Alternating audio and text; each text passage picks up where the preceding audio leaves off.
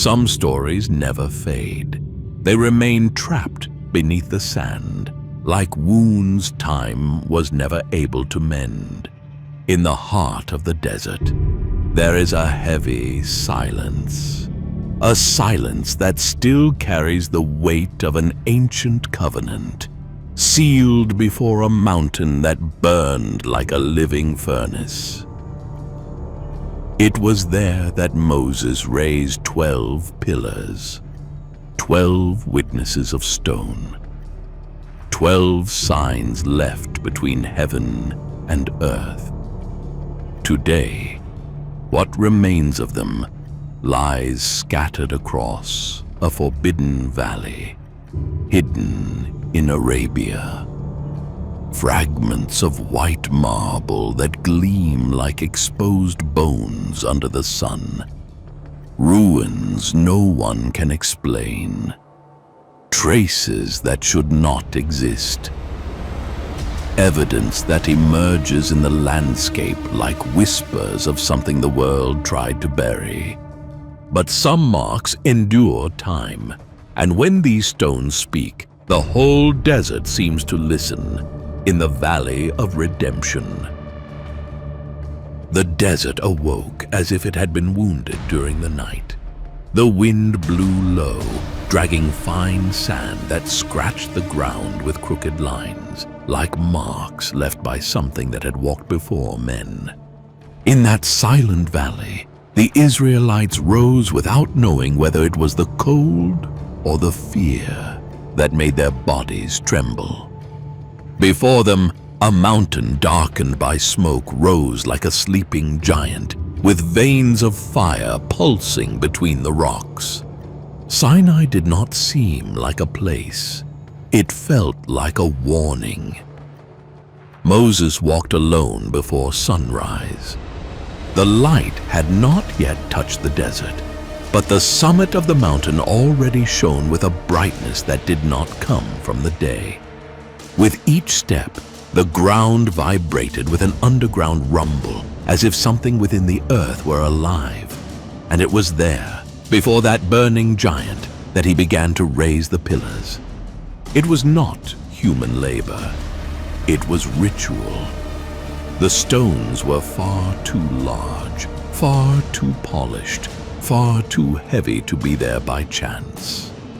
They carried a cold gleam, like bones freshly washed by the night. Moses lifted one, then another, until 12 of them stood before the altar, aligned like sentinels, witnesses, judges. The people watched in silence. No one dared to take a full breath. It was as though each stone carried a gaze. The sky began to open in red light. It was not the soft red of morning. It was a tense, coarse red that stained the clouds like spilled blood. And when that light reached the pillars, something within them came alive. Their edges glowed. Their surfaces reflected a radiance that seemed to pulse in the same rhythm as the thunder echoing at the peak of the mountain.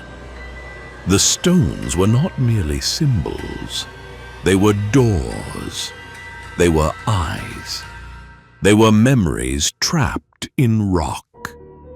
The people of Israel gathered in the valley, thousands of shadowed figures shrinking before the altar. They had seen the sea open, but this was different. The sea had been a path. Those pillars were judgment. Moses was building a circle between heaven and earth, and everyone knew it. Half of the blood would be poured upon the altar, the other half upon the people. There was no escape. The covenant would be sealed with something that could not be undone. When Moses finally approached the altar, the wind changed. It descended thick and heavy, laden with warm ash swirling through the air like tiny fragments of fire. The sound became muffled, as if the entire desert were holding its breath. He lifted the blood before the pillars, and for an instant the world seemed to fall into absolute silence. No men, no animals, not even the wind, nothing. Only raw, violent silence, waiting for the moment when the divine word would become commitment. And then the blood fell on the altar. The impact sounded like a dull blow. Upon the people, it sounded like a sentence. The pillars remained motionless, yet it felt as though they watched everything, unshaken, ancient, aware. That red light running down the marble turned each stone into a reminder that a promise had been made, and that its price would be collected. The covenant was alive, and so too would be the reckoning, generation after generation. When the sun finally broke fully over the horizon, flooding the valley with its strength, the glow upon the pillars changed. Now it was a hard, cutting brightness, like a truth that cannot be softened. Nothing from that morning would be forgotten, not by the desert, not by the stones, not by God. From that day on, anyone who passed through that valley would feel that something had been sealed there forever. The pillars were not mere monuments. They were open wounds carved into the landscape, wounds that would never fully close. The following day brought no relief. The desert awoke heavy, as if it still carried the blood spilled before the pillars. The wind blew differently that morning, not like a breeze that eases, but like the breath of something watching from afar. The Israelites moved in silence, trying to understand the invisible mark that now weighed upon them all. It was as though the entire valley had become a spiritual boundary, and every person walking across it felt they were treading on ground that did not tolerate deceit. The pillars remained standing, cold and rigid, reflecting the sunlight in fragments that looked like blades. The white marble did not belong to that landscape. It felt violently out of place, as if torn from a sacred site and planted amidst a battlefield. The contrast between the brightness of the stones and the darkened mountain behind them created a disturbing image, as if heaven and earth were arguing over something no one could comprehend. Moses was still near the altar, watching the pillars like someone who knew he had created more than a monument. He had established a witness that could not be erased. And now, each stone seemed to carry an echo of the covenant that had been sealed. It was possible to feel it in the air. There was a tension that moved like an invisible line between the altar and the people. A sense that something had been awakened and had not yet returned to silence. The people approached in groups, hesitant. No one spoke loudly. On many faces there was a mixture of fear and curiosity, as if they saw in the pillars a force they could not name. The stones seemed to look back. When the light struck them at the right angle, the marble revealed inner veins, tiny fractures, shadows imprisoned within the rock, and every detail created the impression that those structures had witnessed something far too vast to be understood. It was like staring into ancient eyes that did not belong to humanity. Sinai continued to tremble. Small cracks echoed through the rock, rising from the ground like vibrations of a restless giant. A dense, dark smoke moved around the summit, forming shapes that vanished too quickly to grasp. And whenever thunder tore through the air, the pillars appeared to vibrate in response, answering the sound with an unyielding rigidity. There was no doubt that valley had become the territory of something greater. When Moses read the words of the covenant again, His voice did not sound human, not because it was altered, but because the silence surrounding him was so absolute that every sentence echoed with immense weight. The people listened. But it was not ordinary listening. It was as though the entire desert were paying attention. Dunes, rocks, wind, everything still, waiting for the outcome of the covenant. With each word spoken, the pillars remained immobile, yet there was a faint gleam upon them that seemed to react. Perhaps it was the light. Perhaps it was only the heat. Or perhaps it was something the biblical text never described directly, but the ancients understood.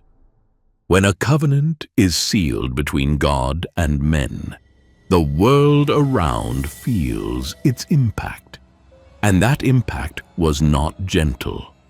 When Moses descended from the altar, the people stepped back instinctively, not out of fear of him, but of what he represented in that moment.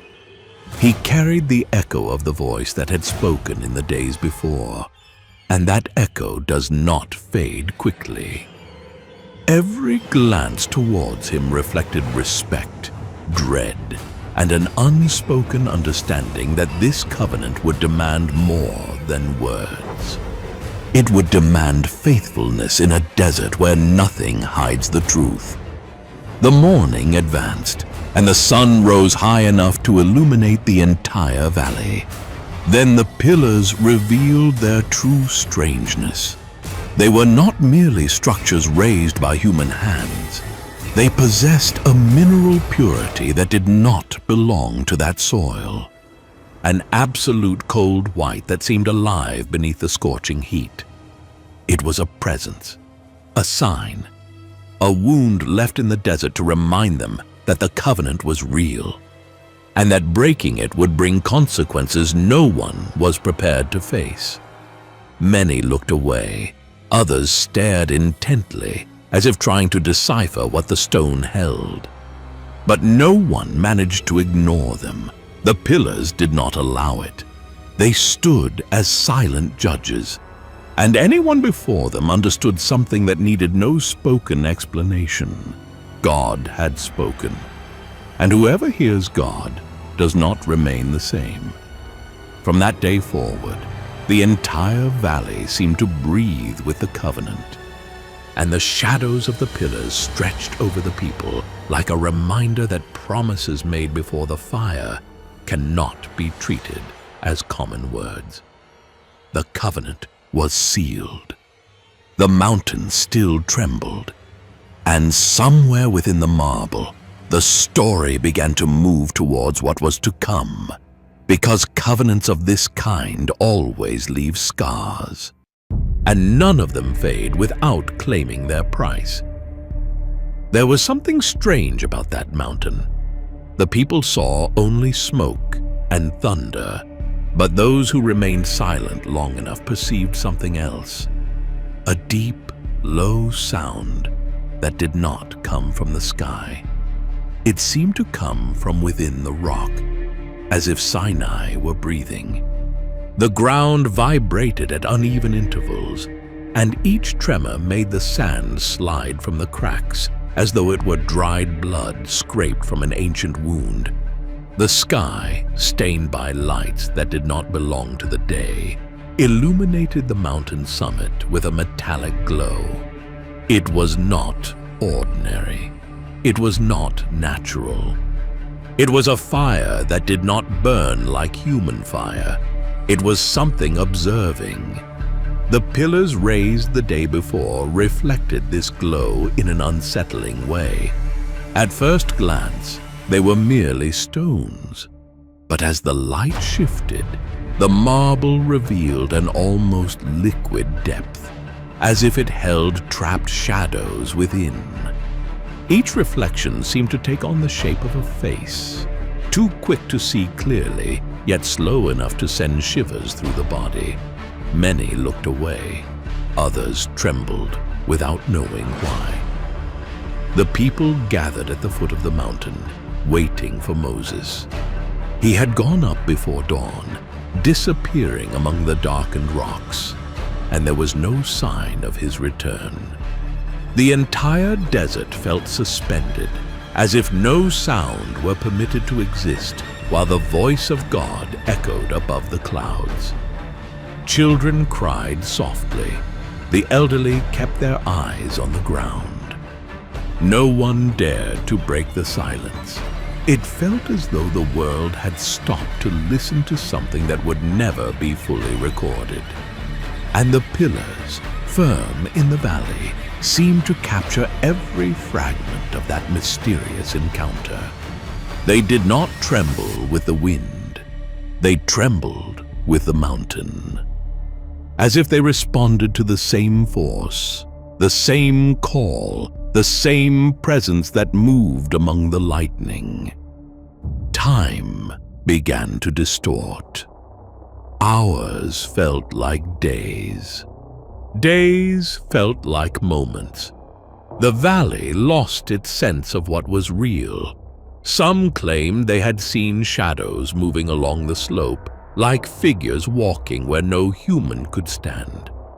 Others swore they had heard a whispered voice within the thunder, words that did not belong to their language, but pressed upon the soul as if demanding attention. The unease grew. It was not simple fear.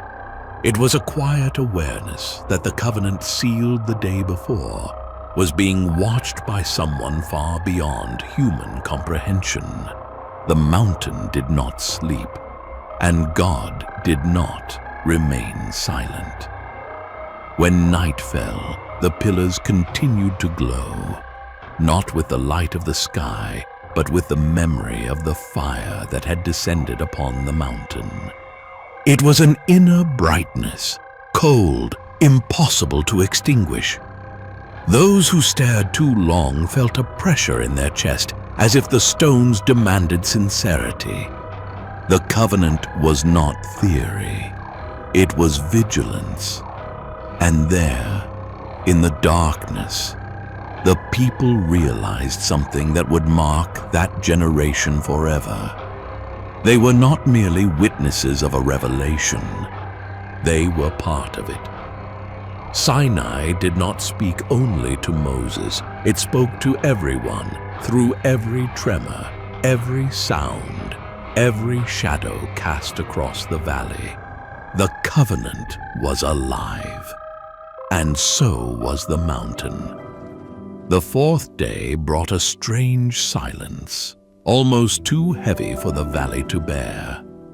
Sinai remained covered by dense clouds, yet something in the air had changed. It was no longer only the fire at the summit or the tremors running beneath the stone. It was the impression that something awakened was watching every movement, every breath of the people. The mountain seemed closer, more alive, as if it had taken a few steps down during the night. The pillars, however, drew more attention than ever. The white marble, now covered by a thin layer of dust carried by the wind, had acquired an irregular glow, no longer clean and polished, but broken, opaque, almost wounded. Some blocks displayed new fissures, lines that had not been there on the day Moses raised them. It was as though the stones were not merely witnessing the covenant. They were suffering with it. Old shepherds walking through the valley stopped before the pillars as one approaches an ancient tomb. They did not touch the surfaces, but leaned forward slowly, as though afraid to awaken something sleeping within. And perhaps there truly was something there. Many times at dusk, the sun crossed the valley with enough intensity to paint the marble in reddish tones, creating the impression that the blood spilled upon the altar had seeped into the stones and become part of them forever. Children avoided passing near. Adults pretended it was nothing, yet rarely remained alone with the pillars. There was an atmosphere that seemed to follow anyone who approached too closely. A weight in the chest, a silent pressure, a memory that did not belong to the one feeling it. It was as if the stones held fragments of what God had spoken, and that echo still vibrated upon their surface. And then came the question everyone feared to ask. What would happen if someone broke the covenant before those witnesses? The people remembered Egypt, the journey, the plagues, the sea opening as though fleeing from God. But now, before the burning mountain and the watching pillars, it became clear that nothing that had come before carried the weight of this agreement. This was not a covenant made to survive on the page of a scroll. It was a covenant carved into the desert before unseen eyes. The elders murmured among themselves about what they saw. Some said the pillars were not merely marks, but gates, places where heaven touched the earth. Others claimed that during the night they had seen shadows moving between them, as if something were making its rounds. Perhaps it was only the wind. Perhaps not. And while these whispers spread, Moses remained absent. The mountain had swallowed him, wrapped in fire and smoke, while the people tried to keep their faith alive without knowing when he would return. Without his presence, each day grew more tense. Rumors spread. Fears multiplied. The pillars, silent, seemed to listen to everything, judging in stillness, waiting for the outcome. By late afternoon, the desert delivered its most unsettling spectacle. The sun descended behind a distant dune, casting long, distorted shadows across the valley. The pillars projected silhouettes that stretched far enough to touch the feet of the darkened mountain. It looked like a march. 12 shadows walking towards the fire, burning at the summit. 12 witnesses returning to the place from which they had been called. No one could look for long. The shadows did not truly move, yet the suggestion of motion was enough to chill the spine. It was as though the desert were reminding the people that no covenant made before God remains without a life of its own. It keeps walking, keeps watching, keeps demanding. And when night finally fell, the wind carried a distant sound, a kind of lament rising from the ravines beyond the valley. Some believed they had heard a cry from the mountain summit. Others thought it was merely the echo of the wind. But all felt the same shiver. Something was about to happen. Something too great, too heavy, too ancient. The pillars remained still, yet nothing in that stillness was comforting. They stood as they always had, firm, vigilant, impossible to ignore. Every crack reflected the weight of the covenant. Every shadow upon the marble reminded them that God had not withdrawn. He was merely waiting for the precise moment to reveal the next step. And the people, in silence, began to realize that even before Moses descended from the mountain, the story was already changing. For no covenant made before the fire remains static. It expands, it demands, it transforms, and the pillars were ready to witness everything. The people no longer knew how many days had passed. The absence of Moses began to erode their patience like wind scraping against stone. Sinai continued trembling, but now the tremor no longer brought reverence. It brought unrest. a growing tension that wrapped itself around the valley like a rope about to snap. The pillars, which had once inspired silent fear, began to provoke something else, a discomfort that moved like a shadow among the people. They remained there, rigid, gleaming beneath the merciless sun, reminding everyone that the covenant was still alive. Every fissure seemed to point at someone. Every stain of dust looked like an accusation. The desert had become a mirror, and no one liked what they saw reflected. It was in this atmosphere that the first flame appeared, small, weak, lit by impatient hands. A fire that should never have been kindled there. Then came others. Whispers turned into voices, voices into muffled shouts. A demand for something visible, tangible, controllable. The people no longer wanted to wait for the God who spoke through thunder. They wanted a God they could touch. And then everything collapsed. The golden calf rose before the valley as an act of defiance, an impure glow that clashed with the white marble of the pillars. As the pagan celebration grew, the desert seemed to choke. The air turned heavy, dry, hostile. The shadows of the pillars twisted across the ground, so distorted they seemed to shrink, not out of weakness, but out of indignation. In that moment, the covenant that had been sealed before them began to tremble. When Moses finally descended the mountain, he did not look like the same man who had climbed it. He carried the weight of his encounter with God in his eyes, in his movements, in his silence. But when he saw what the people had done, that silence shattered like stone breaking under pressure. The tablets broke.